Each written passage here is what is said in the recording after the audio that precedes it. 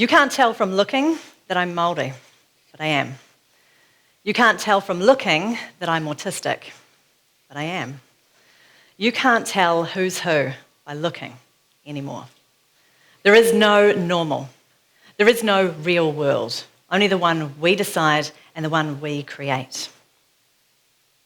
You know what you never hear? Conversations that go, how's your kid doing at school? Oh, she's ordinary. We're so proud.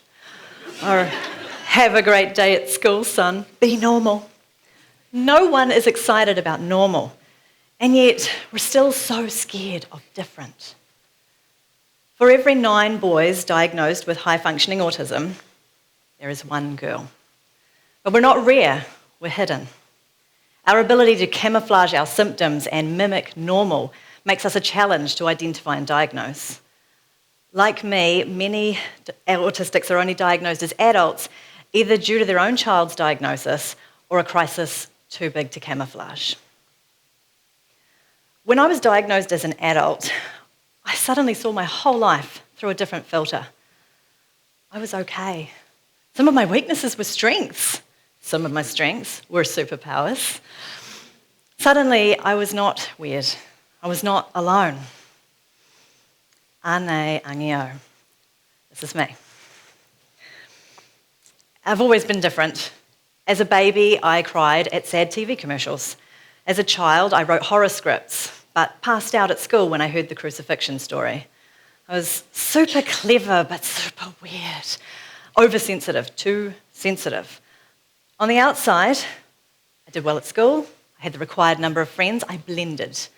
But on the inside, I knew I was different, alien. I wasn't real. I wasn't like the others. I wasn't like anyone. As humans, we look for sameness. Biologically, it's how we're designed.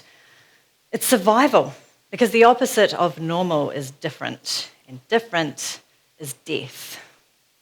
You know how you can tell when someone's different, a little bit off? Well, we can tell that you can tell. You give it away with changes in your body language, your micro-expressions, the words that you use, all the little signs of rejection that I've been reading and adapting to since I was a child. So you don't know how weird I am. So you think I'm normal. And it's exhausting.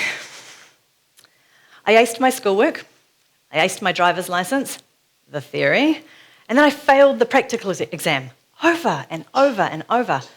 If I had known that autistics either don't drive, restrict their driving, or get their license later in life, would I have gone for my license? Would I have kept going until I got it? The job where I got fired for pacing, the job where I cried under my desk, the job where I was defiant with authority, the job where I had a physical reaction to the lying. If I had known these were common signs of autism, if I had known more than 80% of us don't work, would I have been kinder to myself while I figured out where I fit? So now I'm crying in the phone box. I was a teenager and I had just bowled into a Toastmasters meeting for the first time. It did not go well. I was waiting for Mum to come and pick me up, and at that meeting, people I had never met patted me on the back and said, "There, there." I had spoken so quickly, so erratically, and so self-consciously, they thought I was never coming back. They were so right. How did another thing feel so wrong to me? I was having a good cry. And then it hit me. I don't want there to be any more things that feel so wrong to me. I knew that if I wanted to be something amazing, if I wanted to do anything amazing in this world, I would at least need to be able to speak. 60 seconds of normal shouldn't be too much to ask. I would go back to Toastmasters. I would keep going back as long as it took, no matter what it took, and make it work. I was underage when I joined. Toastmasters is R18. Who knew? No one expected a kid to want to join. No one asked. So every week, I went along to the meetings.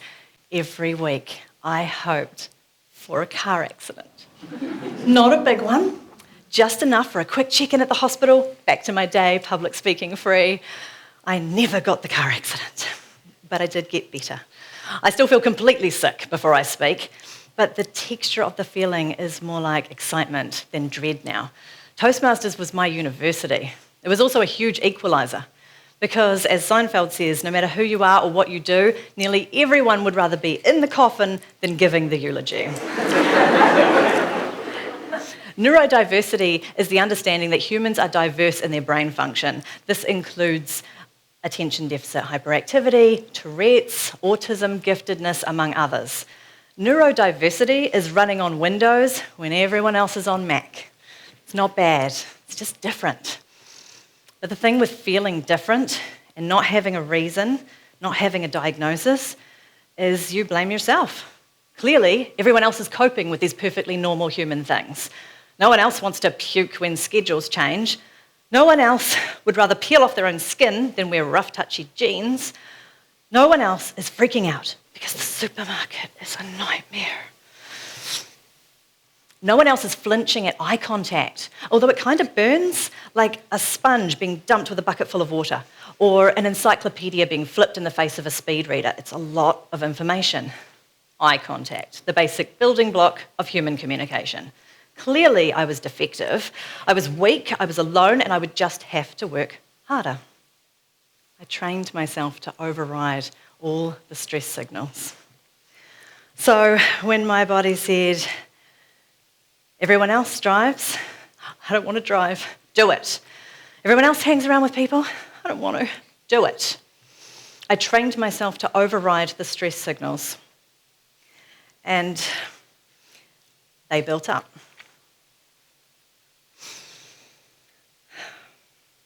Me coming out now and saying I'm autistic doesn't change who I am. I was always autistic. I just didn't know it. I can mimic normal, but my autism isn't gone. It's just no longer your problem.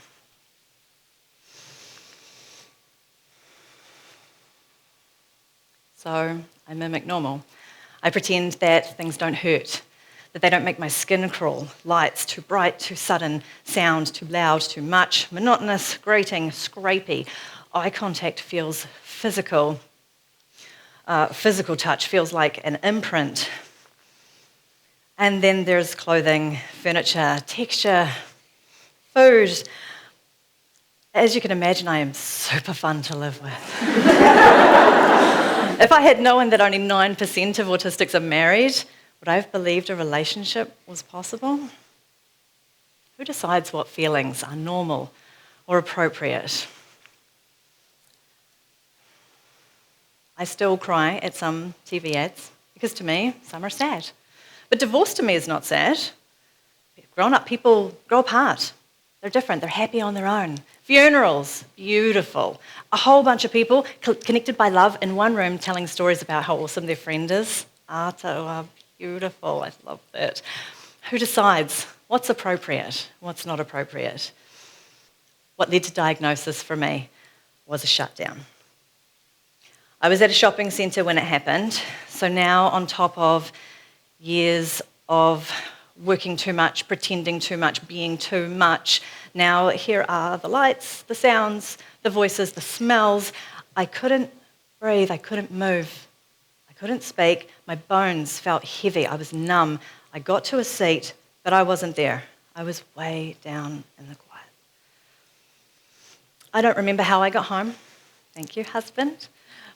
But I remember waking up a few days later and being really scared. My body was done with being dragged around by my brain. It was over. Here's the deal. Shutdown is a result of sensory overload, and it can come on all of a sudden or over a long period of time.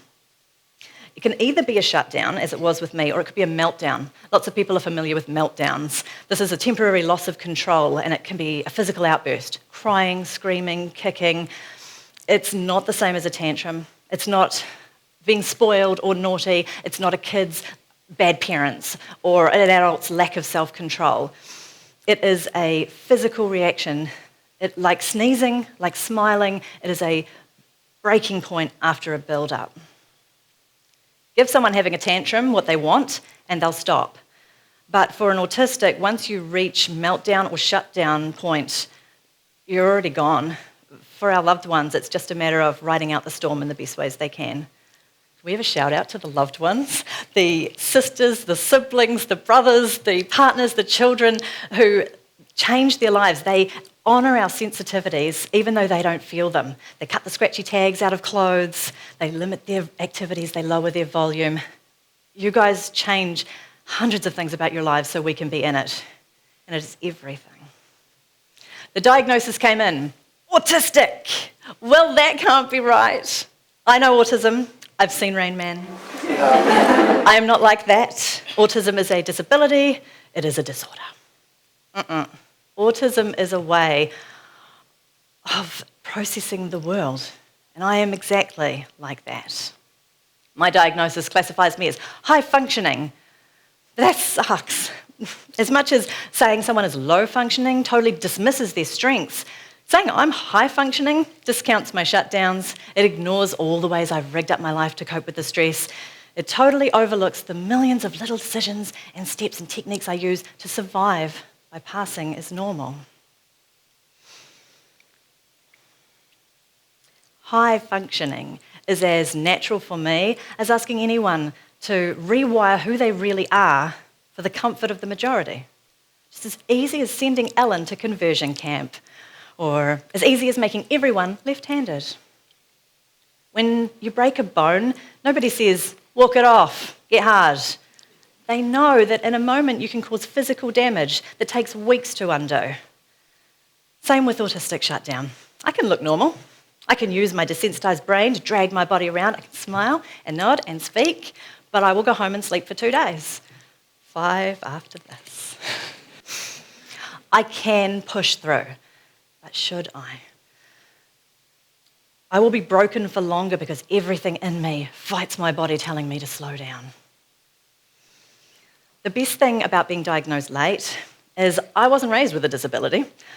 I didn't have the prejudice, I didn't have the label, but also no understanding, no self-awareness, no idea of how to slow down or protect myself, and no special car park.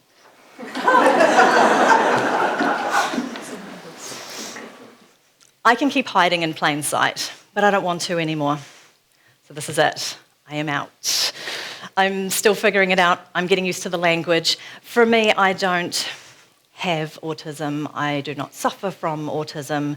I'm tangata waitaki wātanga, an autistic person. It's who I am. It's how I'm wired. Until now, I haven't told many people. I don't want to be treated differently. I don't want to be babied or tolerated.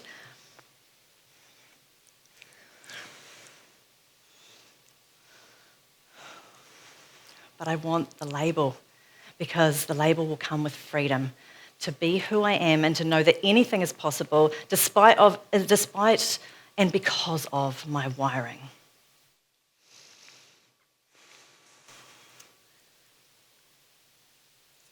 I've been pretending to be normal for a long time, and I'm used to being weird. I'm not used to having people accept the weirdness. I'm used to fighting all my instincts to appear normal to others. Obviously, I'm not nailing it. When I tell people I'm autistic, it's far less shock and awe than I would like. But what there is relief in me. I can breathe. And I want to be out. Not literally, I'm still going to stay inside a fair bit. But I want that freedom. I want that label. I think anything is possible, no matter which way that you work. I also want everyone to know that just because you feel weird and just because you feel different, it might just mean you're in the wrong place. You may not belong in your workplace, your classroom, your city, your family, but you belong in this world. Just because someone's autistic, it doesn't mean they have a special gift. They have a special gift, special gifts, because they're human. We all are. That's your ticket. You were born. You're here. You made it. You fit and you belong in this world. E waka e ke noa. We are all in this together. There's so much we can do when we funnel this energy out of pretending to be normal and into doing what we love and what we're good at. You can't tell from looking that I'm Māori, but I am.